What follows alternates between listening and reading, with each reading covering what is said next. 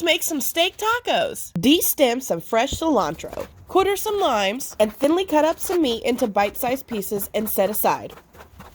Melt some butter and add some garlic in a pot and stir. Add some onion powder, cumin, garlic powder, steak seasoning, black pepper, lemongrass paste, garlic paste, cilantro paste, lime juice, and stir together. Add your meat and make sure it's coated well. To make the garlic butter, add a stick of butter into a microwave-safe bowl. Add all of the same seasonings we used earlier into the bowl, along with some cilantro leaves. Microwave until the butter is fully melted. I forgot to add cumin and steak seasoning. Once your meat is done, drain it and add the garlic butter. Mix well and add additional cilantro leaves and lime juice to your taste. It should look something like this. Make your taco to your preference. This is how I like it, with lots and lots of lime. Enjoy!